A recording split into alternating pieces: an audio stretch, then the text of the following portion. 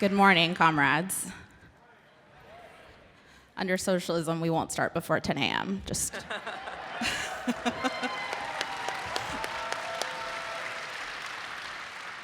As Maria said, my name is Kristian Hernandez, and I've been a member of your National Political Committee for the last 4 years. And it's been 4 years since we gathered in person for a national convention.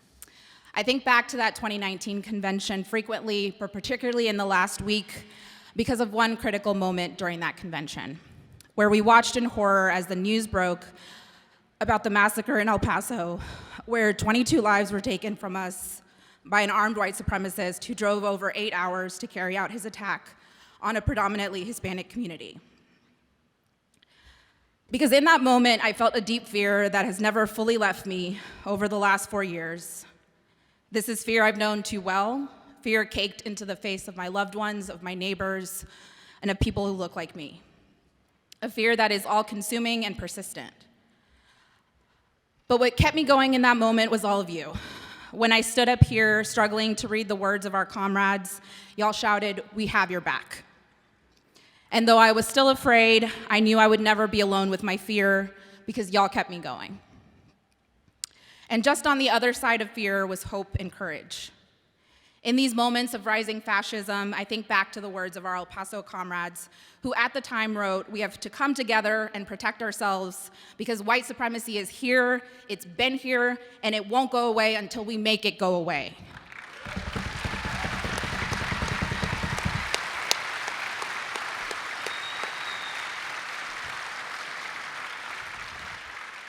The far right is loud and clear about what they're doing, and as socialists, we cannot stand on the sidelines as this happens, as they come for everything. Collective working class self-defense is the only solution, long-term solution to rising fascism, and it's found in union halls, in schools, in workplaces, and in moments of mass mobilization. It's in all of these places where we need socialists to keep the fight alive.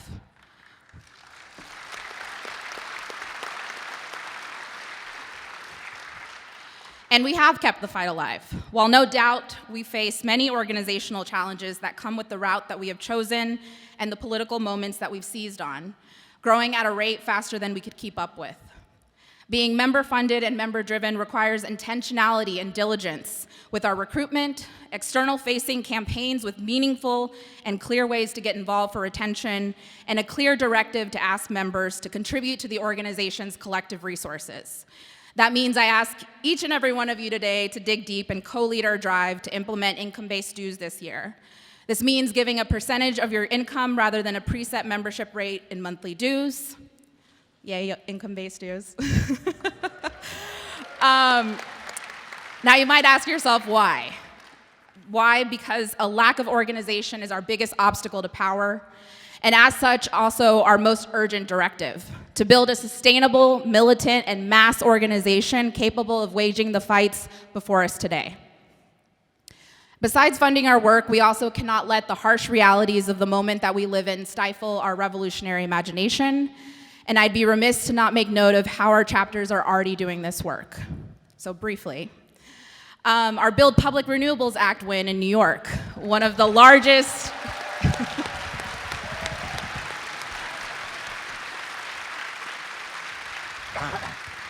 So y'all have heard of it. Yes, one of our largest Green New Deal victories that was carried out hand in hand with our electeds, which you can hear more about during some of our later sessions. Maine DSA, defeating No on A.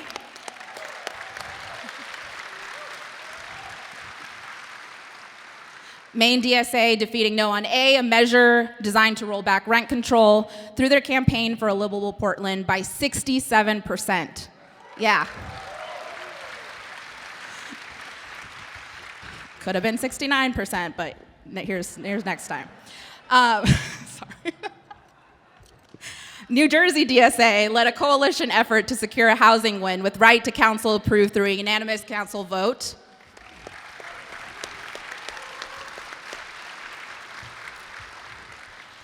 DSA LA raised over $50,000 in donations for striking workers through the Snack Pack program, delivering supplies and solidarity.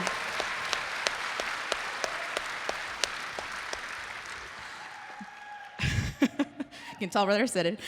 Delivering supplies and solidarity to 10 different picket lines across the city. Our Ohio chapters are taking a strong stand against Ohio Issue 1, an effort aiming to undermine all future ballot initiative work in the state. They've launched a priority campaign called Healthcare, Wages, and a Union. Using ballot initiatives, they're working to protect the right to have an abortion in Ohio and to raise the floor for Ohio workers by making sure everyone can be guaranteed one fair minimum wage.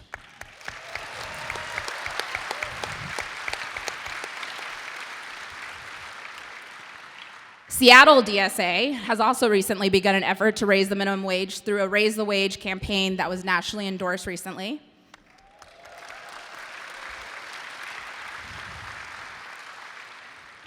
Atlanta DSA has joined efforts to stop Cop City in the form of a ballot initiative that was recently endorsed by National DSA.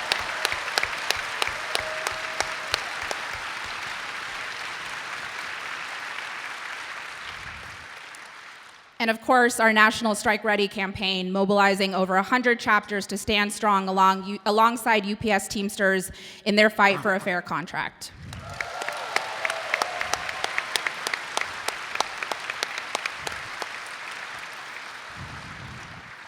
I could go on and on, but I won't because we're behind on time, but because all of you are doing amazing work. But chapters overall have become more strategic and more effective since that 2019 convention, and it truly shows. These campaigns are important not only because of what their wins have and will deliver, but also because they are building the infrastructure and skills necessary for our organization so that we can apply these lessons, analysis, and experience to future campaigns. And they matter because they are bringing in more and more people closer to the new world that we fight for, just on the horizon. And that's what our enemies fear most. Our enemies fear us because of the future that we promise, because of the choice we made to believe that the world can be better. And while we are smaller than we've been in the last few years, we are still the largest socialist organization in almost 100 years.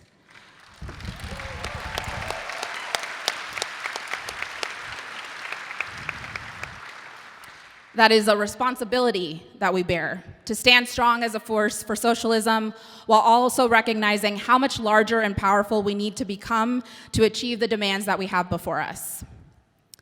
I want to ask now that if you are a member of DSA who joined before 2016, that you either stand or raise your hand or make it be known right now. So again, if you were a member of DSA before 2016. Please stay standing. Stay standing if you can, please.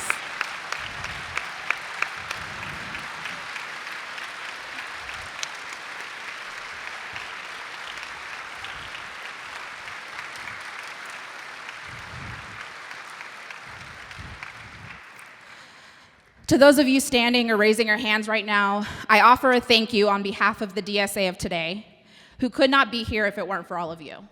So we're giving you your flowers right now.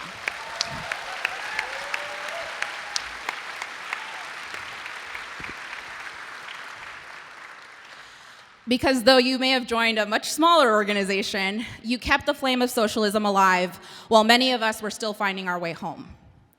I won't pretend like the last few years have not been hard on us, both personally and organizationally. The ever-present crisis of capitalism and all the ways it manifests itself has chipped away at our organizational capacity in a moment where we need it the most. We're heading into debate this afternoon, and as we do, I want to remind delegates that at this convention, the decisions we make are not just for us. We're gathering to make decisions about the future of the socialist movement as a whole, about how we will organize ourselves and what we will do to liberate ourselves, the working class, from the oppressive system of capitalism. And while you may be a proud author of a resolution or amendment, or put a lot of work into a consensus resolution, that work now belongs to this delegation body. So regardless of its authors, anything that is successfully passed this weekend also belongs to this body and the members that you represent. Because we are trying to do the hardest thing that anyone has ever tried to do: overthrow and reject and replace a world-scale system.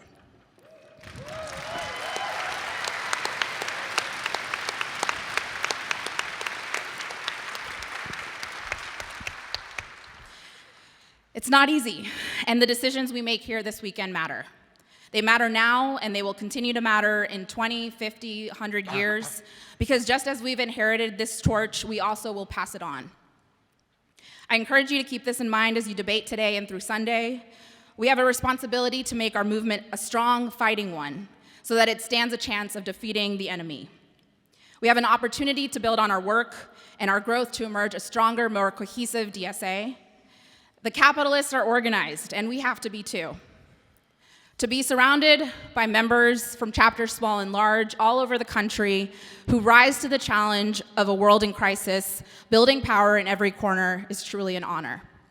Together we can have hope.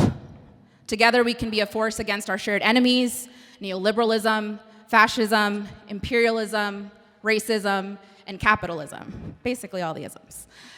Together as DSA, we can bring together the working class, united and organized to win the world. Courage and care, comrades, and as always, solidarity forever.